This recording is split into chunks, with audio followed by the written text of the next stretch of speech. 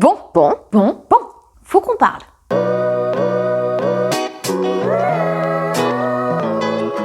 Non, je ne suis pas malade. J'ai juste super froid et c'est un truc de fou. C'est merci les 19 degrés qu'on nous préconise, mais franchement, galère. Hein. Du coup, je suis retournée sur mon canapé avec mon plaid comme une petite vieille. Aujourd'hui, on va faire une vidéo un peu plus simple que d'habitude pour essayer de dédramatiser certaines situations qui a pu nous arriver ou qui nous arrivent lorsqu'on est discriminé. Évidemment, le but, c'est pas de toujours tout dédramatiser, bien sûr. Chez moi, vous le savez, la raison pour laquelle j'ai été discriminée, c'était dû à mon surpoids lorsque j'étais jeune. Même si c'était il y a un certain nombre d'années, il y a des choses qui restent, des réflexions, des situations qui restent et qui font qu'on est qui on est et qui ont construit notre personne. D'ailleurs, je vous en parle, mais le partage est toujours aussi important.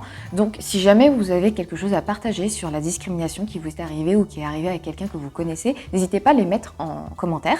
Parce que finalement, je pense que se rendre compte des erreurs qu'on a pu faire, à travers les témoignages de certaines personnes, ça nous fait évoluer, que les gens prennent conscience que c'est pas possible de faire ça. Allez, je commence. Évidemment, je ne veux pas vous parler de toutes les situations qui me sont arrivées en tant que personne en surpoids, parce que concrètement, on ne les compte plus. Je vais vous parler de celles qui m'ont marqué, qui parfois étaient anodines et qui sont restées dans ma mémoire à des dizaines d'années plus tard. On va commencer par toute petite, parce que je me rends bien compte que c'est de la discrimination aujourd'hui, mais plus jeune, je me demandais juste pourquoi est-ce que c'était moi qui étais choisie et pas d'autres.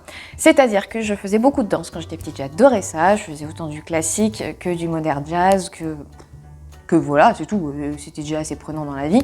Ça plus ce taekwondo, plus les sorties, plus machin, ça faisait pas mal. Donc du coup, vous savez, ceux qui font de la danse, quand on est petit, on joue des personnages. Et petite, toutes les années de danse que j'ai eues, je me suis rendu compte d'un truc, c'était qu'à chaque fois, c'était moi qui étais choisie pour être un homme. C'est-à-dire s'il y avait un rôle d'homme dans le spectacle de danse, c'était pour ma pomme. Le tout premier qui m'était arrivé, c'était Blanche-Neige et les 7 nains. Et tout de suite, on m'a pointé du doigt en disant « Toi, tu feras prof à cause de tes grosses joues rouges ». Je trouvais ça rigolo, petite, mais maintenant, avec du recul, je trouve pas ça drôle du tout. Mais vraiment pas du tout. Parce qu'en fait, après, ça s'est réitéré sur...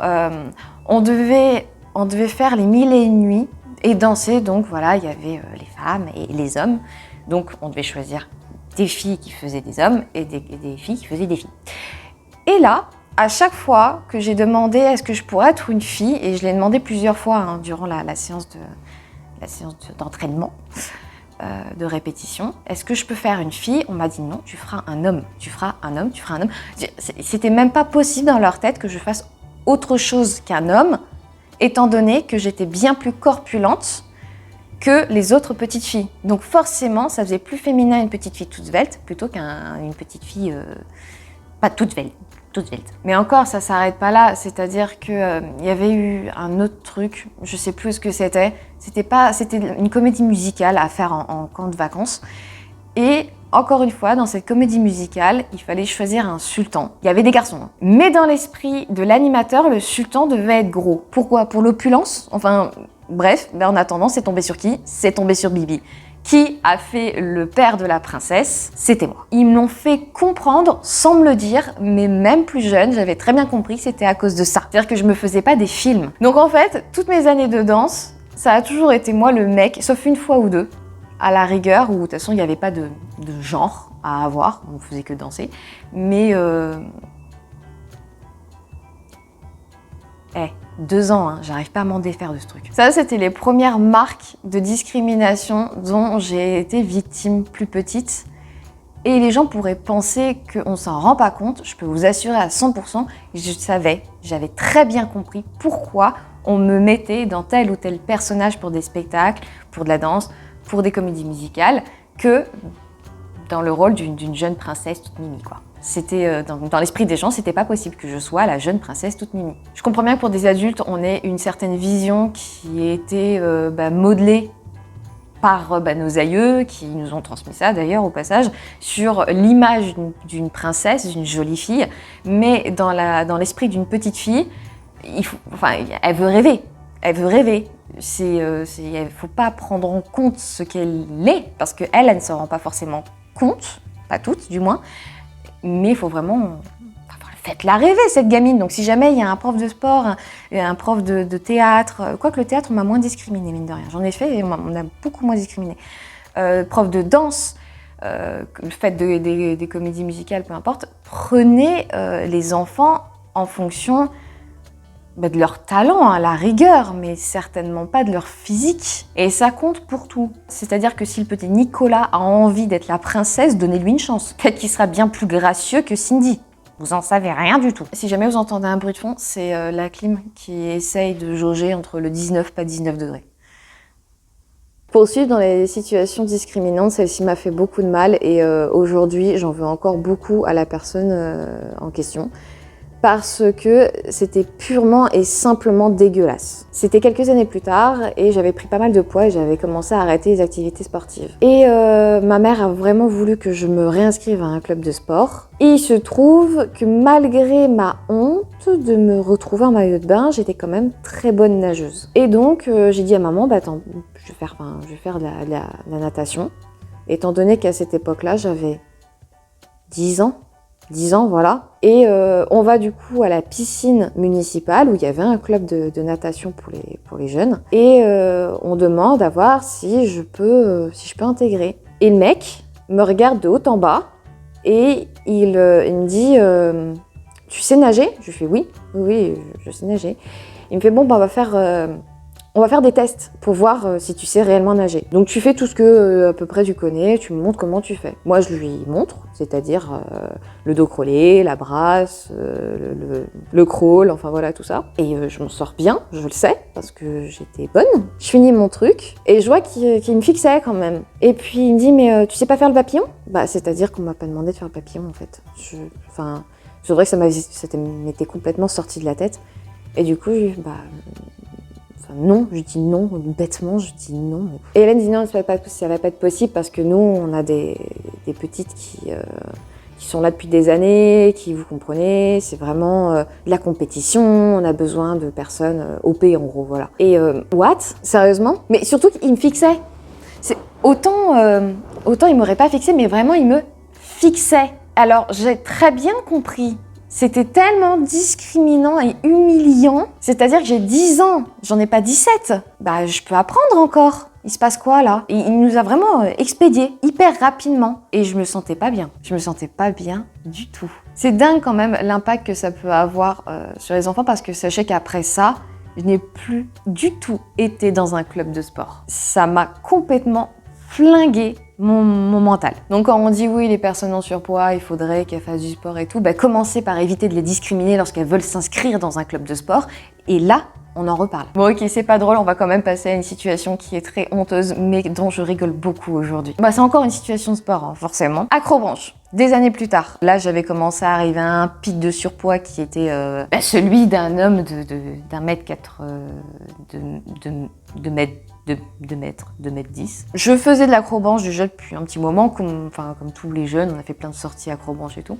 Et là, il se trouve qu'on doit se balancer avec la tyrolienne et puis s'accrocher à un filet d'araignée là, en corde, où tu dois grimper pour arriver sur la plateforme au-dessus. Et moi, déjà j'étais un peu fatiguée ce jour-là, donc je me balance, j'atterris comme une merde, il n'y a pas d'autre terme, sur ce filet d'araignée, là, c'est toile d'araignée. Je reste accrochée comme ça, et je me rends compte que j'arrive plus à me porter. C'est pas drôle. C'est pas drôle, je sais, mais en fait, j'ai encore l'image de moi comme ça, complètement tétanisée, genre, je vais lâcher.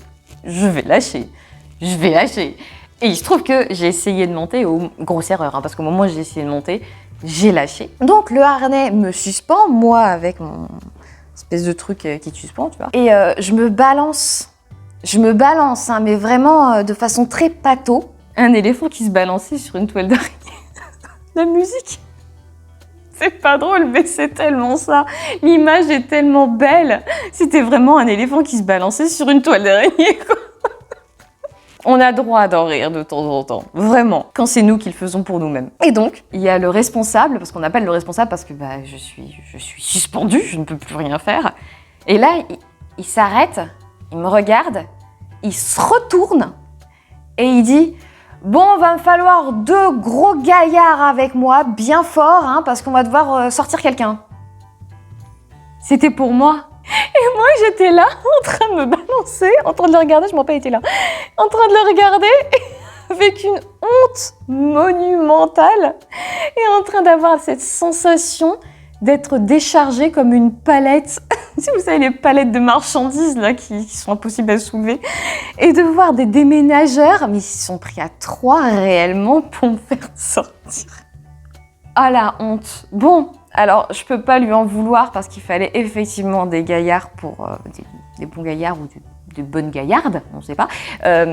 Pour me faire descendre. Mais c'était honteux et ça je pourrais pas l'oublier quoi. Du coup l'acrobranche, quand j'y vais, je suis obligée de penser à ça. L'histoire suivante, elle parle de déni de l'entourage ou du moins d'encouragement de l'entourage. Mais parfois, faut pas abuser. 14 ans, un marché en ville avec, en cousinade avec plusieurs cousins. Et je tombe complètement amoureuse d'un débardeur. Je le regarde et tout. Et puis j'ai ma cousine qui me voit le zioter et qui me dit tu le veux. Et je lui dis ouais j'aimerais bien mais je suis pas sûre qu'il m'attaille. Parce que le mannequin il était comme ça quoi. Donc voilà. Et du coup elle fait bah si, t'inquiète pas. Et là elle va voir le vendeur.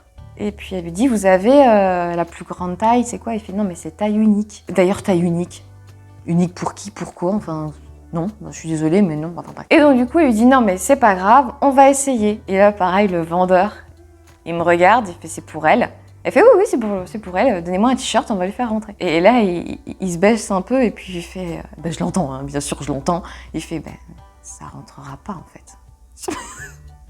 Moi, je l'entends, et puis je regarde ma cousine, et en fait, même si j'ai honte aussi, mais du coup, je lui dis, il a raison, j'en étais consciente, je ne rentrerai pas dans ce débardeur, c'est pas la peine. Et puis, elle, toujours très, très gentille, très encourageante, très motivante, enfin, elle n'a jamais été méchante à mon égard vis-à-vis de mon surpoids.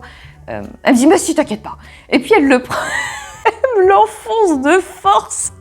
Je reste coincée au début. Vous savez, les robes, quand vous restez coincée comme ça. Elle finit par appuyer.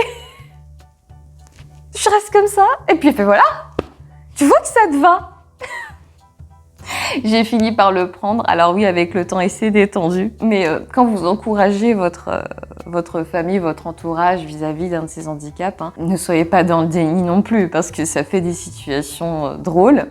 Pour moi, il y a d'autres personnes qui plus tard le prendraient pas de façon aussi drôle.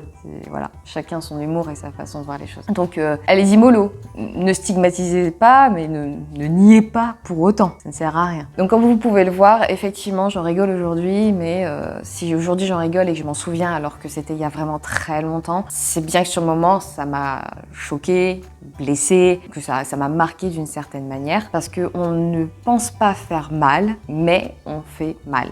C'est vrai, c'est compliqué à jauger, je suis d'accord avec vous. Mais juste un moment de réflexion avant, c'est bien aussi. Voilà, c'était la dernière histoire. J'espère que ça vous a aidé un petit peu à décomplexer. J'espère que ça vous a inspiré pour m'écrire ou me dire les situations dans lesquelles vous avez été, qui vous ont fait vous sentir mal, ou aujourd'hui, avec du recul, vous font rire finalement, comme moi, ça me fait rire aujourd'hui. Ça veut pas dire que si moi je rigole, évidemment, ça veut dire que vous pouvez le faire, vous pouvez vous comporter de telle ou telle manière.